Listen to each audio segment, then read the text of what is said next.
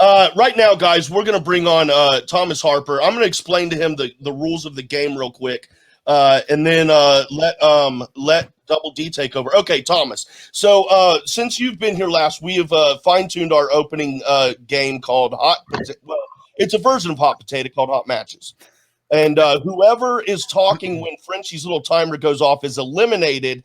And the last man standing opens the interview with our guest, and the first person eliminated comes in at a later date. Each person, you see what I'm saying? And if I get eliminated, no interview. Oh, no. You're the only one guaranteed to be on screen. So I'm going to jump off here, and Double D is going to get us started with you. Sounds good. Sorry. What's Hollywood going Squares, on? baby. It's madness. It's madness. How are you doing, Thomas? I'm good, Double D. How are you? I'm doing great. So my first question is now I did say before that I never thought Adam Witt was really good in the Schmoedown, but we saw him like really improve with your match. So going into it, did you think it was going to be an easy win, or did you just not underestimate him? So I'm going to take him as serious as if I was going against Damon.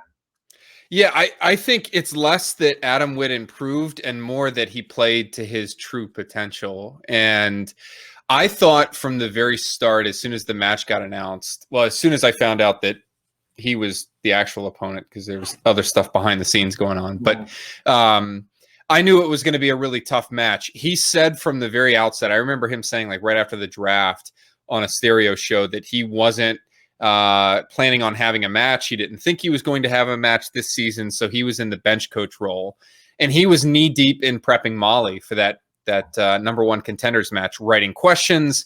I think Molly said that he was in charge of writing all their 5-pointer questions. So I knew this was somebody that was not just prepping on a whim and they talk about taking the match last minute.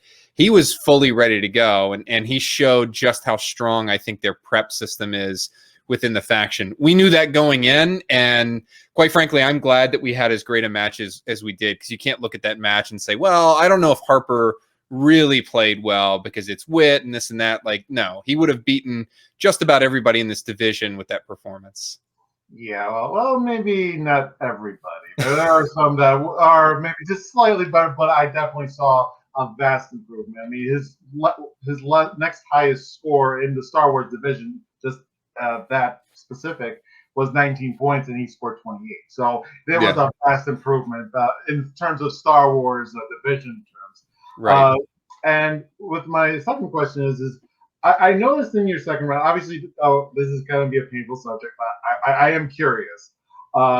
You went to multiple choice on your first round 2 question, and I noticed that you were writing stuff down. What were you writing down? Were you writing the multiple choice questions down, or were you trying to think it out, or what?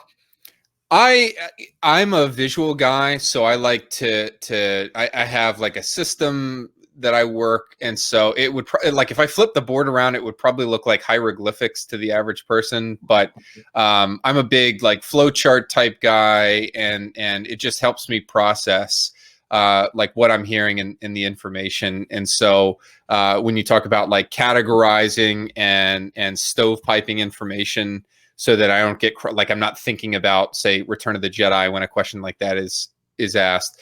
That's sort of what helps me fire those neurons. So I couldn't even tell you what was on the board when I wrote that. I know that I had ESB written up top at one point just to remind me that was the category I spun in case I forgot. Okay. But yeah, beyond that, it was just kind of, visualizing my thoughts. Hey, we have Tim Sim back. He's the next one to join us. Yeah, it's Hey, Thomas. So congrats on getting that big win over a really great match. And yeah, so I was looking at actually the difference between playing in the Star Wars Schmoedown and obviously where you're coming from, the Dragon Con, and especially when you're looking at the Star Wars Schmoedown match. I mean, they're really tough, and especially for me, I mean, I can only get at most 3 out of 10 first round questions every time I tried to play along. And when I was looking at the entrance exam that you have to do if you want to play in Dragon Con, I mean, looking at those questions, after a first glance, I said, screw it, just tear it up, throw it in the recycling bin. So, right. That's just ridiculous stuff. So I'm Yeah. kind of wondering. So has there been a difference between playing in Dragon Con and maybe playing in the Star Wars Tournament, other than maybe just knowing only the movies? Yeah, I think that's the funny thing. Like, people act like Dragon Con is Wakanda, like it's this impenetrable thing. Like, you can go take the quiz right now online. It's still there. You'll get your score. You can see whether you would have qualified. I'd say if you got 38 or more out of 50, you'd probably make the top 10.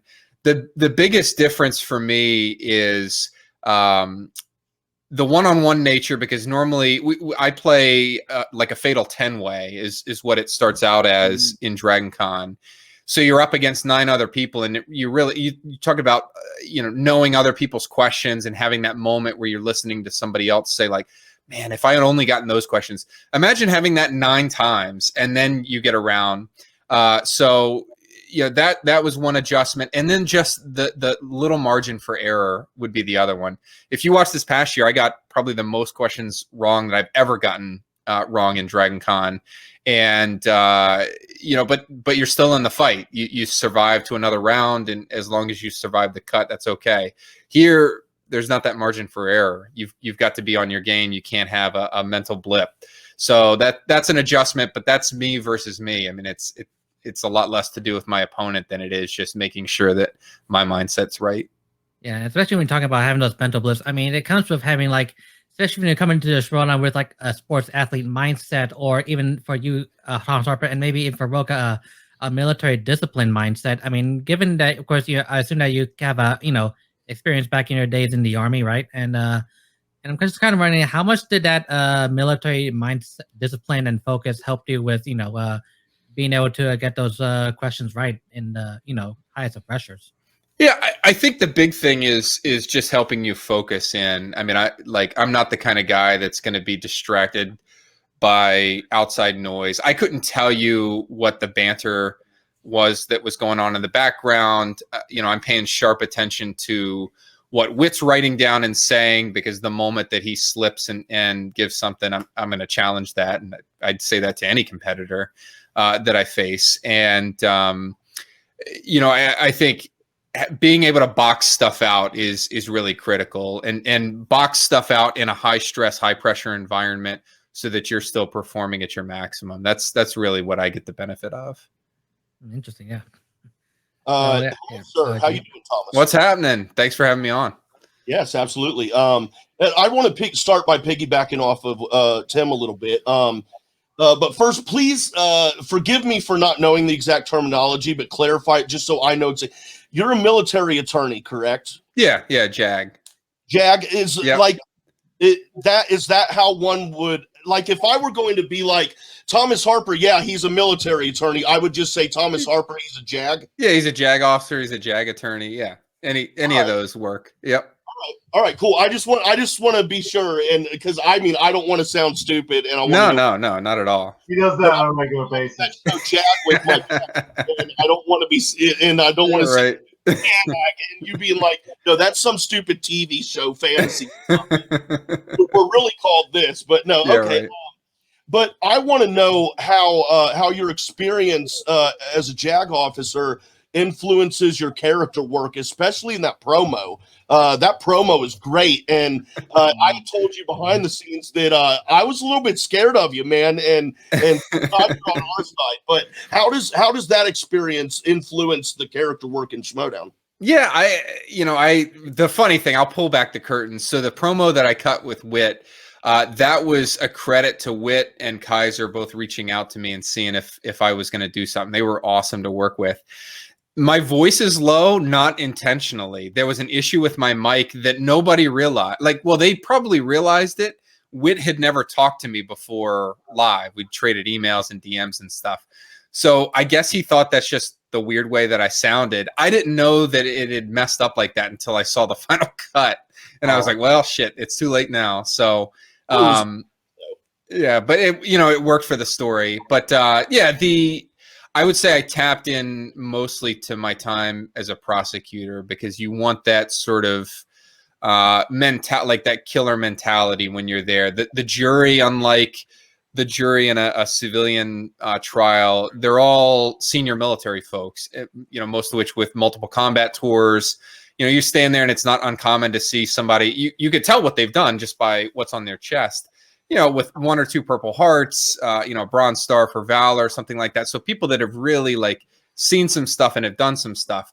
And the moment that they think you're the weaker party, they're not going to listen to you. They don't care what you have to say. They're going to take everything that you argue with a grain of salt. So you really have to come out there strong. And you're not trying to intimidate the jury, but you're like, you need to buy what I'm selling and believe the things that I'm doing. And I need you looking at me through this whole trial and trusting that I'm delivering to you, the facts that you can believe. So that's sort of the mentality, that killer mentality. I prosecuted for an armor brigade combat team. So like tanks and Bradleys and stuff. And, so it's all combat troops. And like the way that I presented myself to the commanders was like, I'm that fire axe that's behind the glass when shit gets like you break the glass, you pull me out and send me in, when you've got a case to try. So that's the mentality that I take here. When I come into a match, it's, that fire axe has been pulled out and it's time to chop the wood. So first, I want to say, speaking of being a visual person and being an expert at the game, just wanted to give you props that when I was looking at your board, I don't think I really seen anybody else put how many GTEs they have left on their board, and I just thought that was genius. So yeah, I track with. I mean, I don't care about revealing this. That people need to know that I know how many JTs you have left. I know if you've burned your challenge. If you see me like writing stuff or like looking down, I've got a pad of paper and I was marking off his JTEs, just jotting down the score real quick so I don't have to listen to the chatter about it or watch the chat. So yeah, I process data that way. That's what helps keep me focused, I think. Okay, so my question for you is just about like both coming into the season and even now, people talk about the Dragon Con winners. Do you think like it's fair that people, kind of lump you all together, like both either for you or for them? Yeah, the clip with Alex during the promo that Nerd Chronic cut is accurate. Like he created his entire YouTube channel. He's won the competition once. I don't have any more of a stake as like the Dragon Con guy than anybody else. I've got more wins than any like Burkett or Damon but that's like by one. So it's like it's like the Super Bowl, like the Super Bowl in the NFL. Like you can have a really good team take the Chiefs from this past year. You might not know it by how they played in that game, but they're a hell of a team, and you just don't see, maybe aside from the Patriots, runs and dominance in that game like you do in other sports championship games. And so that's what I would liken it to. So they're all, I know where I think I stand compared to the other two Dragon Con players, but I think the hype is and how people talk about us is fair in terms of lumping us together. Bonjour, Mr. Harper. How you doing, bro? Frenchie, how's it going? I'm going good. Hoping the Habs would have a better season right now, but it is what it is. But yeah, again, piggybacking off of what they're saying, your game IQ is bonkers, bro. You are outside the box. And do you realize you're going to change the game? Like Smets did with his studying, the way you're playing, the JTEs, the boards. Do you realize right now what you're doing is probably going to change the whole season? No, I mean that I appreciate you saying that. I honestly thought, I was a little disappointed that people weren't like, oh, he had some cool patches on the back of his board. Like my wife is like, I created the back of the board. My wife is like, that looks like shit. Like you need to redo that. That looks terrible. And so she helped me out. And so that was like We're a little just happy pet project. You have a whiteboard compared to some people. Yeah, but it was funny because like I knew I was going to play with it, and it like kind of like threw, like, you don't have to have your board. I was like, okay, yeah, I know. Kind of like Ricky Bobby, like, what am I supposed to do with my hands if I don't have that in it? And I think you see it from players. I think it's a distraction for some other players not having something in their hands, and you've got to have them up on the screen. You see like a lot of hand rubbing. People don't know what to do with them. I think it's a distraction, quite frankly. Peggy's seen like all the patches that I own on the back of the board. But yeah, I mean, I think Oyama is the only player that I've seen keep the whiteboard throughout, and I know we're not the only. I assume that's because he's a visual guy like I am. If other people adopt that, that's cool. That's a. I won't claim credit for it because Oyama's done it before I have, but I like to just point out, don't forget William Bibiani and his pet tiger Fabian every time if he's not answering questions. I was about to chime in, but then he said I'm the only one that wears the whiteboard. I'm like, oh, I should shut up right now. But yeah, you're for someone who hasn't been watching it for like 8 years now. You seem like someone who's just made for Schmoedown, that really like soaks it in. But does that add more pressure to you because you're so good on it? No, I think that the thing that annoyed me, if there was anything that annoyed me before the season started, there was a lot of talk about, well, Dragon Con players know Dragon Con, but they've never played the Schmoedown. And I was like, did you really think that I was going to come into this game and not know it and probably know it better than you? Like, come on now. Like, I'm a nice guy, but like, my background.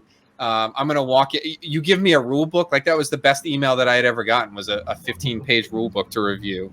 That's just who I am. Like, both my jobs in the civilian life, both for the Red Cross and for the Army, revolve around knowing rules and knowing them better than other people. So the idea that I was going to walk in and fumble around and not know stuff, it was just kind of laughable to me. And I'm glad that I put that to rest. And I think it shows. I would point you, anybody that questions the value of that stuff, look to the championship match. Like, I love Alex Damon, but he got caught off guard, I think, and I think he would admit this if he was being honest. But when Christian turned to him and said, "What's your rebuttal?" It kind of caught him off guard. It was almost like he didn't want to talk his way into a wrong answer. But the rule book specifically states, if you look in the challenge portion, there's a 15-second rebuttal that's afforded. You don't have to take it, but you get to make an argument.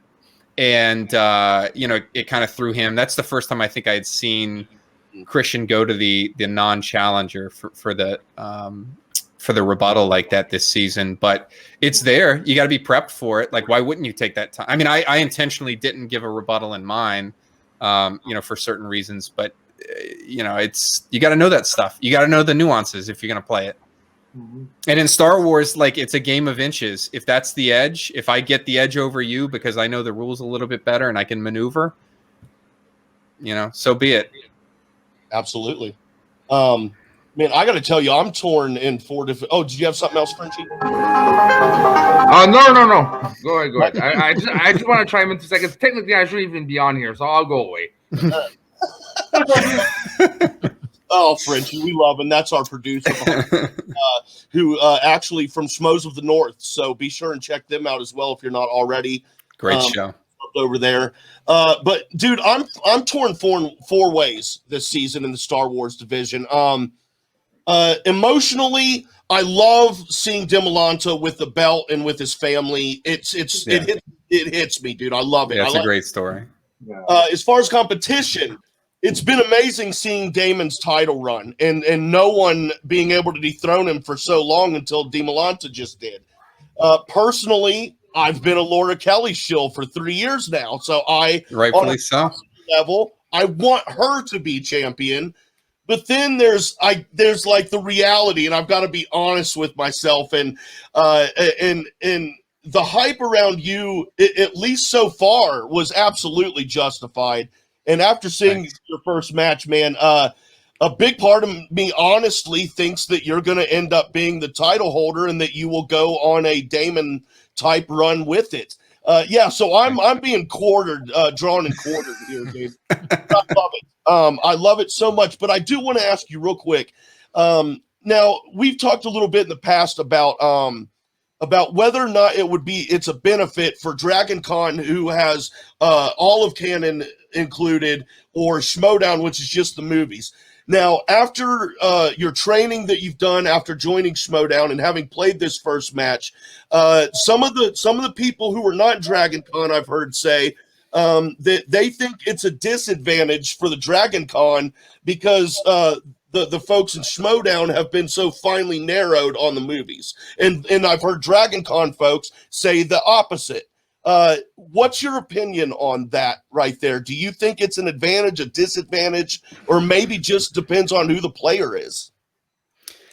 I'll be honest with you guys. I think it's the non-Dragon Con players saying that sort of thing. That's like a warm blanket that I'm glad that they've held on to, something to make yourself feel better about the comparative knowledge. I'll tell you that the moment that this division expands, if it ever does, you're going to see a re-leveling, and the scales are going to tip in, quite frankly, in the favor of players that have been immersed in that sort of thing and have done trivia in that sort of way. And it's not just, Gold Leader would be a good example. He's like Evan's played trivia that's not limited to the movies before. So I think there's a natural advantage there. But for me, I came into this not ready to ride on any of those coattails. And I'll tell you, I completely rebuilt my study regimen and how I approach this stuff. So I have enough reverence for the game to not walk in and think that, okay, well, just because I played, football in Canada, now I can play football in the NFL. I know the mechanics and it's one-to-one translatable. It's not like that for me. I rebuilt it. It's been a challenge to adjust my mind and watch the movie in different ways. But, I think at the end of the day, that extra knowledge helps. I'll give you an example. We'll treat this like another exhibit in a trial. Look back to the Ace Demolanta match in back in December at the Spectacular. I guarantee you that Damon knew all of those really, really deep cut questions that were giving Ace some trouble. And that's not a knock on Ace at all. Those are legit. They're like 10-pointer questions. Some of the ones that the one that jumps out to me is the one he dropped down to in round 2, the solo question about the major that gets blown up on Mimban. That's like a 10-pointer, 12-pointer. But that's the kind of question you've got to be prepped and ready for in round 1 of Dragon Con. And so I think in those terms, when you're really and those are the questions that are going to tilt the balance and really determine a game sometimes. You're not going to see Dragon Con players or folks with that sort of outside knowledge slip on a question like that. And I think that's an advantage that we have just inherently. Yeah. So definitely going to be interesting to see it as it goes forward, and especially if they do expand it. Who knows? Good. You're going to stick around with us for a little bit longer. Yeah, it'll be really interesting, especially once you when you begin that long expansion into the TV series, which is basically the Clone Wars and the Mandalorian. That'll be that, and I don't know, and even Rebels as well. That's going to be could really change the tide, especially for some of the competitors. If it happens, look, you don't have to wait very long. Look on May 4th in the FCL.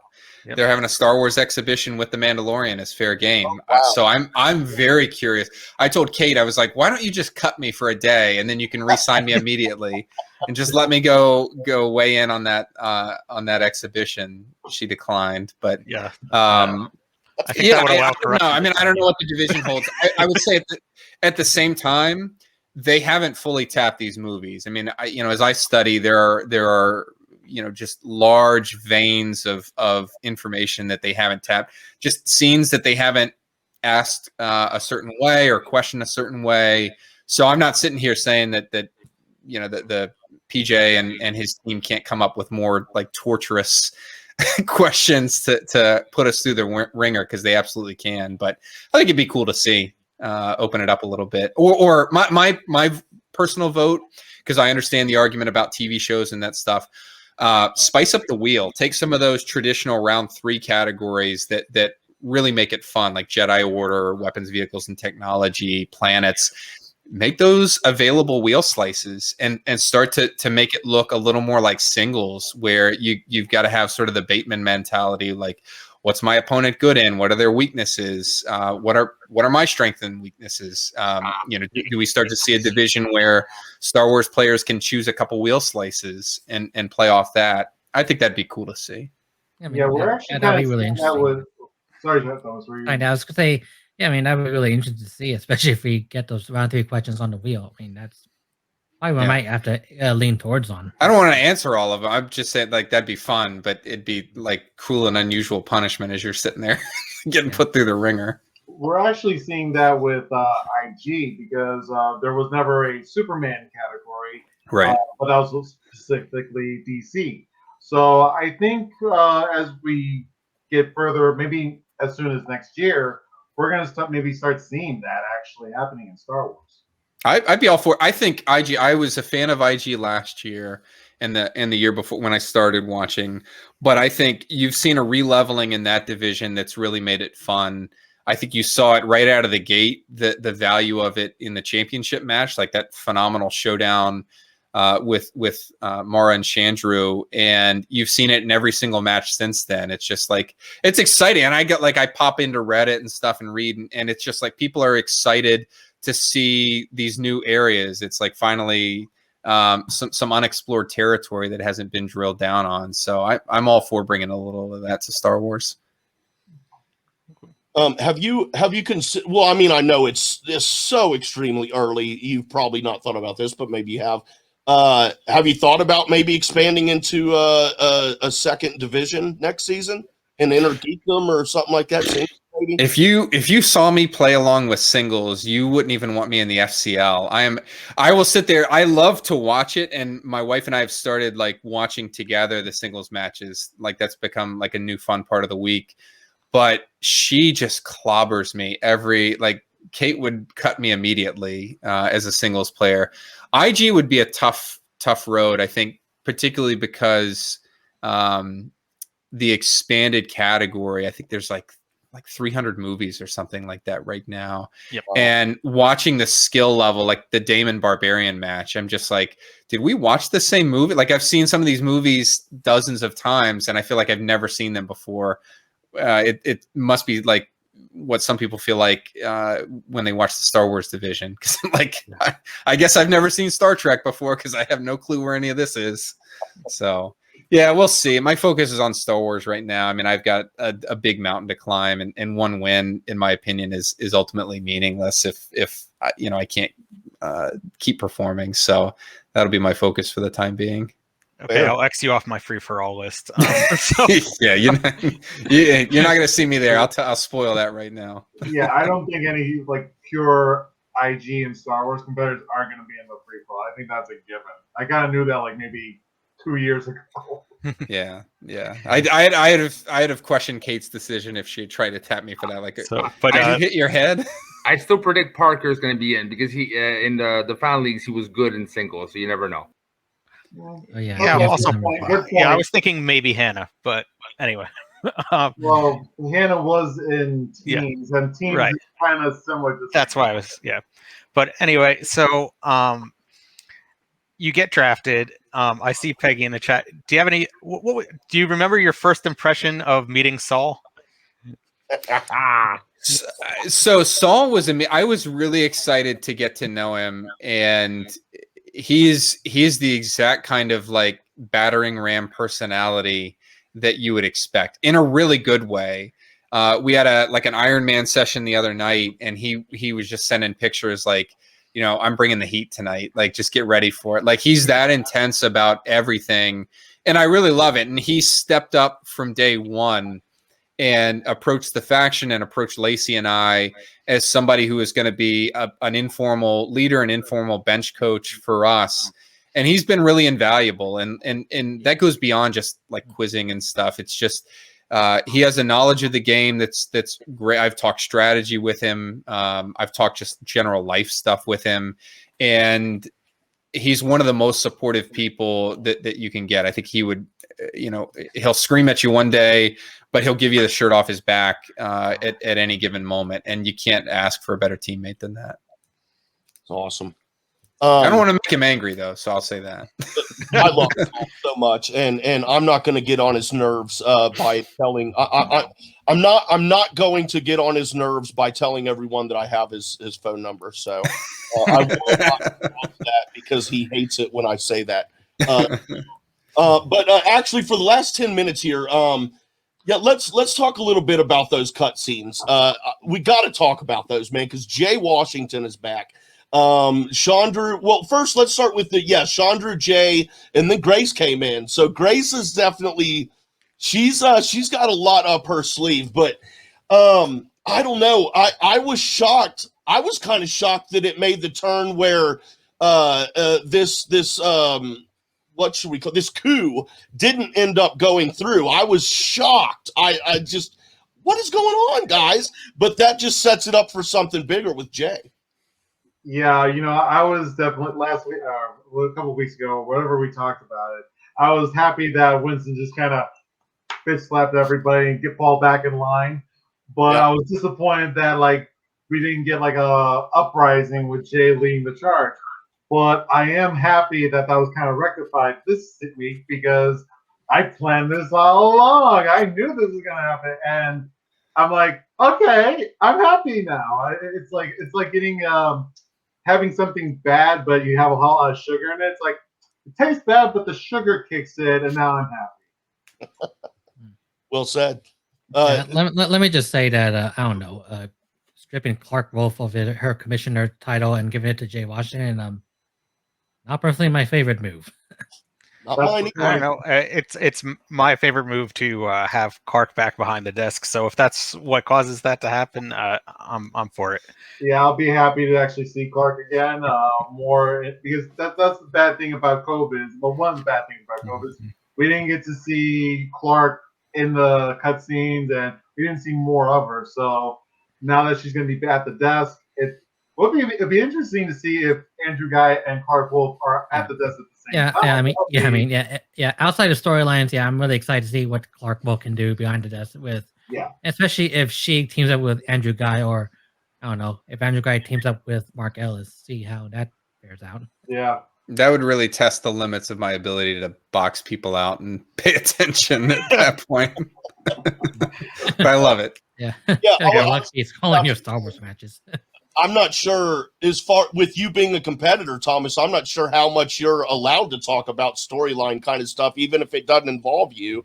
I mean, I will say as a fan, I love this civil war, if you will. And I was so glad to see that. I know you guys already talked about this, but I was so glad to see Winston kind of step in and assert control and basically put his foot down. Like that moment with Laura and Chandru was like one of my favorite cutscene moments. It was like, I don't know. I felt like my tail was between my legs, and I'm not involved in any of that. But I love the idea because it fits so well with this overall like war narrative. But you've got this like fracture within the faction, and I love everybody on Swag, but I'm perfectly happy seeing them relegated right now down to the bottom, so they can keep fighting all they want. So do you think if you said Rise of Skywalker and Guy was on the desk and was 2017 Guy and said what's that, whether or not you break, or like I want to see him call, like I want to see that wheel slice come up and him not have a clue what it is, and then be asking the questions as if he's reading Mandarin, like what is this? I want priceless. And then, well, speaking of Guy, Ellis crushed it in that season. He barely did anything. So amazing, dude. I don't believe that was Mark Ellis. That was not Mark Ellis. Mark Ellis, he does know how to read, but he doesn't read. So why is he reading a book? It looked like it might have been a picture book. Yeah, I think it's like a Van Halen book, maybe. Yeah, but he doesn't read. He's admitted multiple times, I don't read. I rather watch the movie and watch the TV show. I'm like, I don't believe that's Mark Ellis. Because he's opening a book. I'm like, bullshit. Oh yeah, man! And let's not discount the amazing appearance that Molly made. Molly the dog. Not caring, just looking at her back. I love that dog. She's so cute. I am going to jump back though. Something else with as far as Clark being on the table. I know Frenchie and I have talked about this, and I've had conversations with a couple other people. about what are the chances that Christian is going to be gradually stepping away from the desk and exclusively working behind the scenes? What is Clark what is she gonna call? Like, is it gonna be her and Ellis? Is she maybe gonna start taking over for Ellis or for Harloff, or is I don't know. Where is she gonna run the desk at? Yeah, that's my hope, is that both him and Guy and others will assist in kind of, because Christian just seems like there's a lot on his plate, and even if somebody was there more behind the scenes to do some of the things about bringing people in and off screen, it would help with just the overload of things people have to do. Yeah, I don't think people realize like exactly how many balls he has in the air.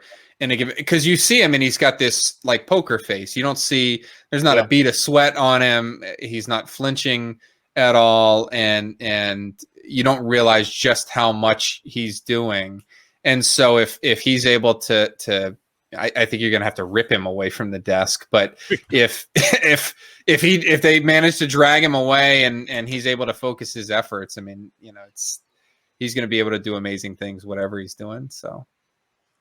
Yeah, I think maybe he might be on the behind the scenes, because I think he needs to be there just to make sure everything is like following the rules. Like if there's a challenge, someone needs to make a final call. So I think maybe he might be behind the scenes if it's like Clark and Guy at the desk, just so like everything's okay. But yeah, I definitely agree that he probably we don't see everything he does, because I've been in a situation where I was literally going 20 different ways, and it was stressful to a point where I would definitely crack him with pressure, and I have cracked him with pressure. So if he's stone cold face and not be a sweat, that's I have to salute him. I have nothing but respect for him. Let's take 3 minutes here, and just real quick is with Guy finding out that Grace is in contact with Guy and all that kind of stuff. Is Grace is she involved with the Schmoedown, or is it is she just a side thing? She's got her own thing going on while the Schmoedown is doing their own thing. What do we think? Real quick, round the horn. ASG, what are your thoughts? Well, she has to know that Guy has amnesia, right? Or like something like that in order to know that. Yeah. So yeah, I'll say she's involved in some fashion. Double D. Yeah, she set his factory settings back to default. That's what happened. That's what happened. I think I have to say that. She pressed the button to send back to factory settings. Thomas Harper. I plead the fifth. I'll tell you that right now. So I might be in the Schmoedown and I don't even know it, but I plead the fifth. Just admitting he is running the Schmoedown and has been from DragonCon this whole time. Tim Sim, what are your thoughts on that? Well, I mean, of course, with Grace knowing that he had amnesia, and basically after talking to Guy, she was talking to someone else, basically of higher on the pecking order, that he has joined up. Maybe she's involved in that. I mean, there's a good possibility after after calling someone who she said that he's in. I do point involved, but not the head. I still like Ellis being behind it all. He's jealous of Christian and how everyone looks at Christian as the face of Schmoedown, and Christian's the creator of Schmoedown, when in fact, without Mark Ellis, they're really, and this is honest too, without Mark Ellis, the Schmoedown wouldn't be, and it wouldn't be where it is today. It was completely a joint effort. That's true, but for the sake of the storyline, I think that would be a great thing. Have Ellis is in charge of it all and just wants to clean house so he can run the show. But before we go into our plugs here real quick, I have a trivia question for you, Thomas Harper. A very poorly worded trivia question. I only like poorly worded ones. So. Behind you on your shelf is Darth Vader choking the fella, holding him up off the ground. What is that person's name that he is choking? That's Ramus Antilles, and in fact, one of my so back in the day in the 90s, I used to play this Star Wars customizable card game. And that scene like shook me when I first watched it, but they have a card that I have on display that's just him getting choked up close. Physical choke is what it's called. And you could just play it and kill somebody in the game. And that's what hooked me on that card game as well. So poor Ramus Antilles will always be in his death throes behind me. Well, now that you reach back there, we can't go with the green screen theory. I know it's the rest of it. That one little shelf is real. Everything else is fake. Thomas Harper, dude, thank you for joining us. Yeah, this has been a blast. For sticking around for our discussion as well. And you'll be back next week as a guest co-host with Kate Betty is also going to be a guest co-host next week. With our guest is Jess Schloth, which is one of your faction. Yep. So yeah, it's going to be a good time. So everyone be sure and tune in next week for that. But until then, why don't you tell folks where they can find you at, what you've got going on, Thomas? Yeah, so you got my Twitter handle there. I mostly just rant about Y-Wings on Twitter. So if you're into Starfighters, then you can find me there. I've got I write and I podcast for the Legal Geeks. So it's at the Legal Geeks on Twitter. But it's a bunch of lawyers who are also real big nerds. And like I take Star Wars and analyze legal issues that you see. So like, were R2-D2 and C-3PO discriminated against when they got thrown out of the cantina? Like just stupid shit like that that we do. We've back when conventions were a thing, we'd go around and do like mock trials at conventions. But in a couple weeks, when Bad Batch airs or starts airing, I'll be leading a special segment of our podcast just dedicated to like legal issue, like exploring and unpacking those episodes. So it should be fun. But it's at the Legal Geeks. Excellent. Sounds great. Thank you again, Thomas. Yeah, thanks. Yeah, you'll be back next week, so everybody come back for that. Double D, won't tell the folks where they can find you at, sir. Yeah, you can find me on Twitter, simple at Daniel Dolinsky. Dan Dolinsky. You can find me here almost every Saturday. I'm not going to be here next Saturday because I'm getting my second vaccine shot. So I'll be back the following week. Yeah, excellent. I was reading that comment by Peggy. Oh man. ASG, why don't you tell the folks where they can find you at, sir? Yes, you can find me on the Let's Get Ready Network, letsgetreadynetwork.com, as well as the Gold Standard, which is the after show for the FCL that we have. And you'll probably also find me on we'll have a little after party for the free-for-all after the free-for-all. Can I just say one thing? I've been a big fan of the Gold Standard so far. You guys are knocking it out of the park. Great job. Thank you very much. Yeah. Oh yeah. Tim Sim, thank you for being a guest co-host this week. Second time here. Thank you very much. Why don't you tell folks what you got going on and where they can find it at?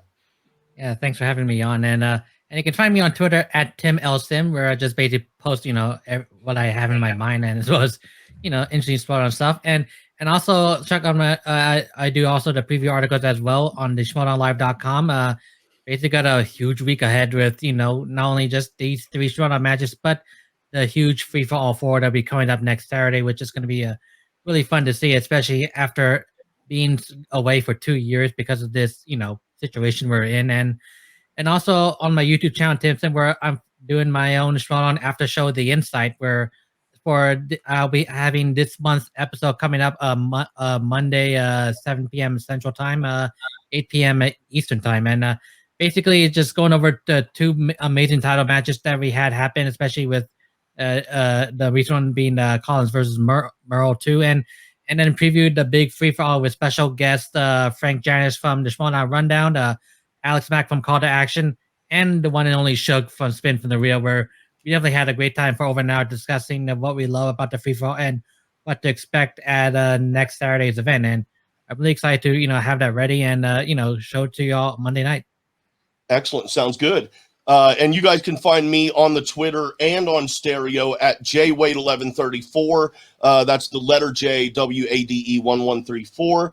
And also this network, the JCast Network, at the JCast Network, rather, on the Twitter and the stereo. We will be back on stereo next week. Had an issue last week and an issue this week, but we got it sorted. Also, please sub to this channel. All that good stuff. Over on Schmoes of the North right now, starting right now, actually. So I'm going to shut up. Head on over there for Mount Schmoedown. I was on there last week and had a really great time talking about Mark Ellis's career. And today they are talking about Christian Harloff. So that will be excellent.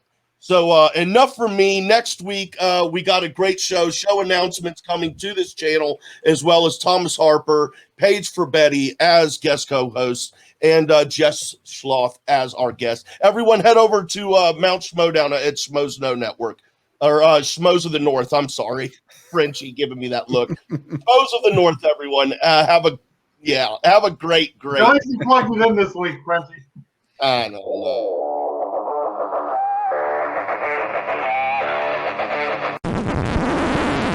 You want to hear something funny? The mic wasn't on that whole time. No way. Yeah, for real. Oh, wow. So smooth.